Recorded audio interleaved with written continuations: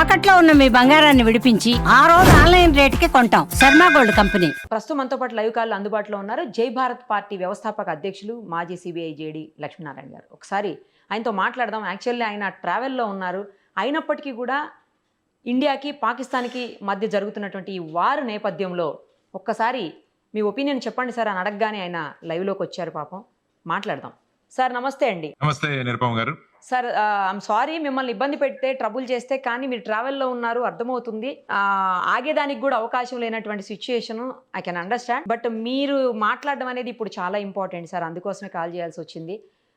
ఇప్పుడు జరుగుతున్నటువంటి వారు ఏ స్థాయి వరకు వెళ్తుంది అనుకుంటున్నారు, ఎక్కడికి దారి తీస్తుంది అనుకుంటున్నారు సార్? ఇప్పటికైనా పిఓకేని మనం స్వాధీనం చేసుకునేటువంటి అవకాశం ఉందా? అలా సాధ్యాసాధ్యాలు ఏంటి అసలు? భారతదేశం ఎప్పుడు కూడా మనము పాకిస్తాన్ ఏదైతే చర్య తీస్తుందో దానికి ప్రతి చర్యగా మనం చేస్తాం. భారతదేశం ఎప్పుడు కూడా ఏ భూభాగాన్ని కూడా ఆక్రమించుకోలేదు ఇంతవరకు. కానీ భారతదేశం మీద ఎవరైనా అక్రమంగా కుట్రలతో దాడులు చేస్తే దానికి మటుకు ప్రత్యుత్తరం ఇస్తుందన్నది మనందరికీ తెలిసిన విషయం. సో ఇప్పుడు కూడా చూసుకుంటే పెహల్గామ్ లో జరిగిన అటాక్ ఏదైతే వాళ్ళు చేశారో దానికి ప్రత్యుత్తరంగా ఆపరేషన్ సింధూర్ అన్నది ఏర్పాటు చేసి వారి కేవలం ఉగ్ర కార్యాలయాలు ఏవైతే ఉన్నాయో, ఉగ్ర ప్రశిక్షణ కేంద్రాలు ఏవైతే ఉన్నాయో వాటిని టార్గెట్ గా భారతదేశం చేసింది. ఆ తరువాత దానికి సమాధానంగా పాకిస్తాన్ ఏం చేసిందంటే మన బార్డర్ ఏరియాలో ఆర్టిలరీ షెల్లింగ్ చేసి నిష్పాపులైన మన పౌరుల్ని పొట్టన పెట్టుకుంది. 15 మందిని ఆ విధంగా చేయడం, ఆ తర్వాత ఒక 45 మంది గాయాలయ్యారు. సో దీనికి ప్రతిచర్యగా భారతదేశం, ఎందుకంటే అంతకు ముందు ఆపరేషన్ సింధూర్ లో ఎక్కడా కూడా ప్రజలకు నష్టం కలగకుండా, మిలిటరీ ఎస్టాబ్లిష్మెంట్ కు నష్టం కలగకుండా భారతదేశం ప్రవర్తించింది. కానీ ఈ విధంగా పాకిస్తాన్ వచ్చేసి నిష్పాపులైన మన భారతదేశ పౌరుల్ని వాళ్ళు చంపడం అన్నది చాలా ఏహ్యమైన చర్య, క్రూరమైన చర్య. దానికి సమాధానంగా భారతదేశం నిన్న లాహోర్ లో ఉన్న వాళ్ళ ఎయిర్ డిఫెన్స్ సిస్టమ్ ఏదైతే ఉందో దాని మీద అటాక్ చేశారు. మళ్ళా దానికి సమాధానంగా పాకిస్తాన్ వాళ్ళ మిసైల్స్ ని, డ్రోన్స్ ని ప్రయోగించింది. దాన్ని మళ్ళా కౌంటర్ చేయడానికి నిన్న రాత్రి మనం చూసాం. పాకిస్తాన్ లోని ముఖ్యమైన నగరాలు ఏవైతే ఉన్నాయో వాటన్నిటిలో కూడా మళ్ళా డిఫెన్స్ ఇన్స్టలేషన్స్ ఏవైతే ఉన్నాయో అవి టార్గెట్ గా భారతదేశం ముందుకెళ్ళి. ఎందుకంటే ఇందులో ప్రధానంగా మనం గమనించాల్సింది ఏంటంటే SEAD అన్నది ఒకటి ఉంటుంది వార్ లో, అంటే suppression of enemies air defence. Okay, ఇప్పుడు suppression of enemy air defence SEAD.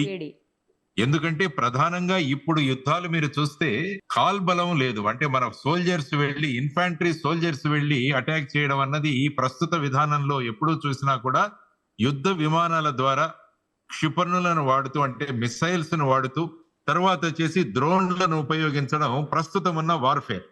మీరు ఇజ్రాయెల్, హమాస్, లెబనాన్ లో జరుగుతున్న యుద్ధాలు చూసినా కూడా అక్కడ కూడా స్ట్రైక్స్ అన్ని కూడా missiles, air strikes, drones. Even Russia Ukraine మధ్య జరుగుతున్న యుద్ధంలో చూసినా కూడా అక్కడ కూడా ఇదే సిద్ధాంతాన్ని వాళ్ళు అమలు చేస్తుంది. సో భారతదేశం కూడా అదే విధంగా మన ఫైటర్ ప్లైట్స్, సుఖోయ్ కావచ్చు, రఫేల్ కావచ్చు, తర్వాత వచ్చేసి మెరాజెస్ కావచ్చు, వీటిని తర్వాత మన DRDO డెవలప్ చేసిన S-400 సిస్టమ్ ఏదైతే ఉంటుందో శత్రువుల యొక్క మిసైల్స్ ని, డ్రోనుల్ని గుర్తించి వాటిని వెంటబడి వాటిని ధ్వంసం చేయడం అన్న సిస్టమ్, ఇదన్నీ కూడా మనం డెవలప్ చేసుకున్నాం. కాబట్టి వాళ్ళ F-17 విమానాలు కూడా మనం JF-17 2 విమానాలు కూడా కూల్చామన్నది మన సమాచారం. ఆ తర్వాత చైనీస్ వాళ్ళు తయారు చేసిన మిసైల్స్ చాలా వాటిని పాకిస్తాన్ కుట్రపూర్వకంగా ఏం చేసిందంటే ప్రజలున్న ప్రాంతాల్లో వేయడానికి ప్రయత్నించింది. అంటే సివిలియన్ క్యాజువాలిటీ కోసం, అంటే మన డిఫెన్స్ ఎస్టాబ్లిష్మెంట్ కోసం కాదు, కానీ సివిలియన్ ఎస్టాబ్లిష్మెంట్స్ మీద, ప్రజల మీద వేయడానికి చేస్తే వాటన్నిటిని కూడా సక్సెస్ఫుల్ గా మనం చేయగలిగాం. సో ఇందులో ప్రధానంగా మనం అభినందించాల్సింది మన డిఫెన్స్ ఫోర్సెస్. ఏ విధంగా అత్యంత యాక్యురసీతో ఒక్క మిసైల్ కూడా భారతదేశానికి చేరకుండా ఆ విధంగా ఆకాశంలోనే వాళ్ళు దాన్ని కొట్టేసి వాటినన్నింటినీ కూడా నిర్వీర్యం చేశారు. ఇది మన డిఫెన్స్ ఫోర్సెస్ యొక్క యాక్యురసీ. తర్వాత ముఖ్యంగా మనం ఉపయోగించిన ఆకాశ్ మిసైల్స్, ఏవైతే 45 నుంచి 60 కిలోమీటర్ల రేంజ్ లో మనం ఉపయోగించామో మళ్ళా ఒక్కసారి డాక్టర్ అబ్దుల్ కలాం గారిని గుర్తు తెచ్చుకోవాలి మనం ఈ సందర్భంలో. ఎందుకంటే ఆయన మనకు అగ్ని, నాగ్, ఆకాష్ ఇలాంటి ఎన్నో మిసైల్స్ ఆయన తయారు చేసిన మహానుభావుడు.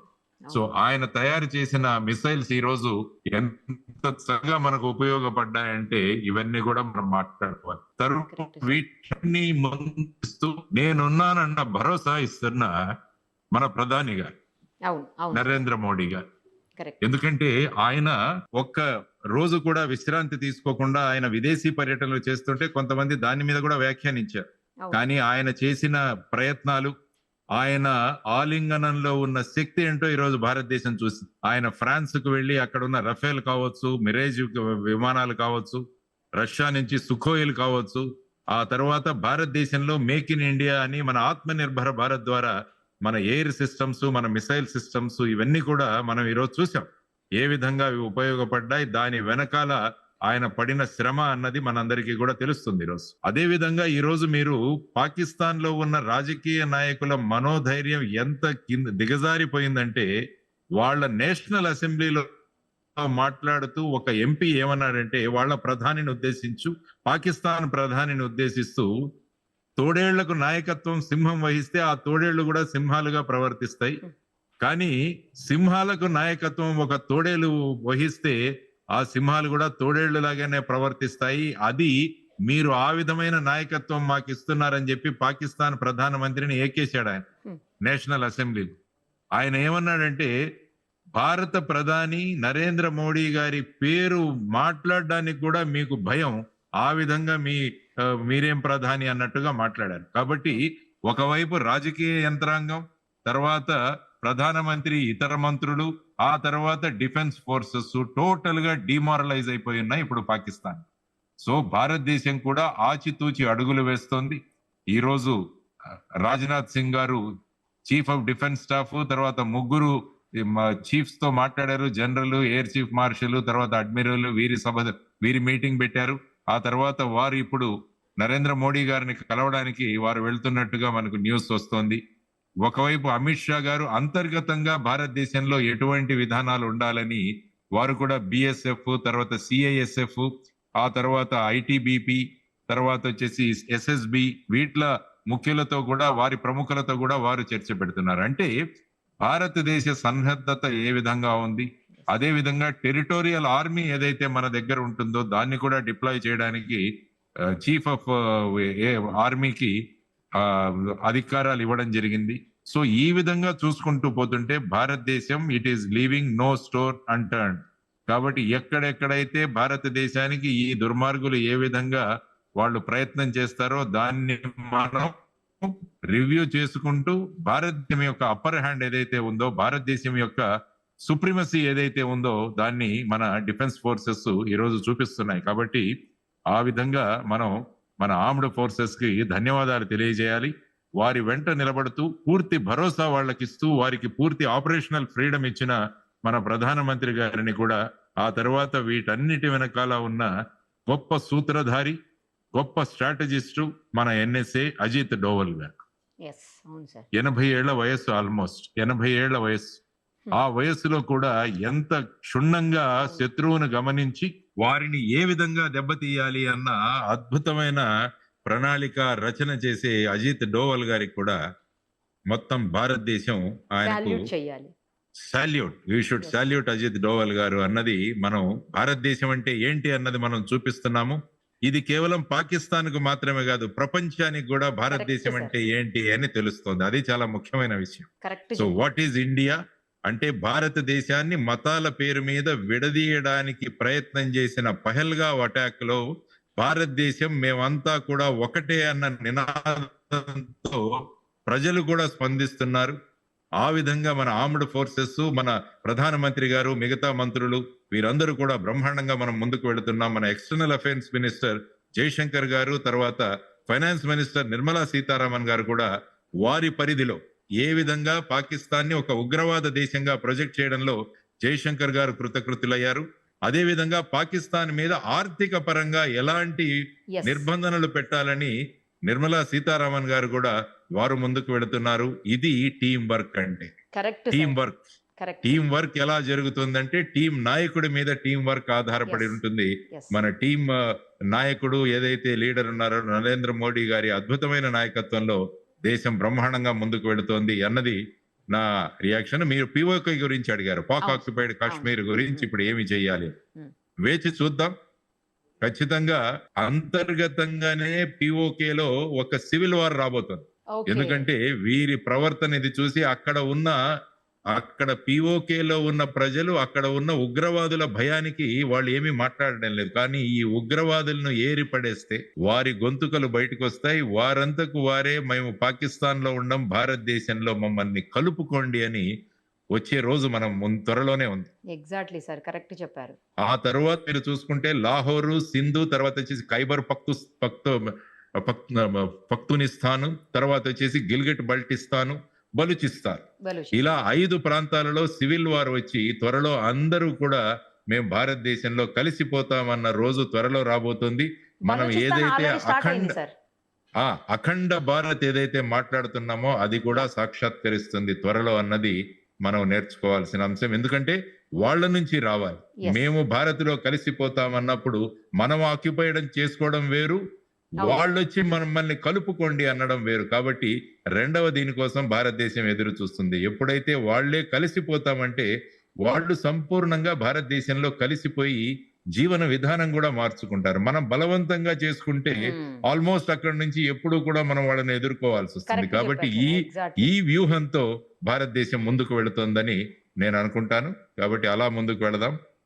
అది నిరుపమ గారు, that is my reaction. Sir final గా ఒక్కటే క్వశ్చన్ సార్, ఏంటంటే 2 మహిళలతోటి ఆపరేషన్ సింధూర్ స్టార్ట్ చేశారు, అది అలా కొనసాగుతూ సక్సెస్ఫుల్ గా ముందుకు పోతోంది. మరోవైపు అసలు మొత్తం ప్రపంచం అంతా కూడా ఏం జరగబోతోందని వెయిట్ చేస్తోంది. కొద్ది రోజుల్లోనే పాకిస్తాన్కి సంబంధించినటువంటి ఆర్థిక వ్యవస్థ కూడా డ్రాప్ అయిపోతుంది అని చెప్పేసి అందరూ మాట్లాడుతున్నారు సార్. డెఫినెట్, ఎందుకంటే వాళ్ళ దగ్గర ఉన్నది 15 బిలియన్లే. ఇప్పుడు ఒక మాక్సిమం 10 రోజులకు వస్తుంది. ఓకే. ఆ తర్వాత అందుకనే వాళ్ళు ఐఎంఎఫ్ దగ్గర నుంచి ఎలాగైనా సాధించాలని వాళ్ళు వస్తున్నారు.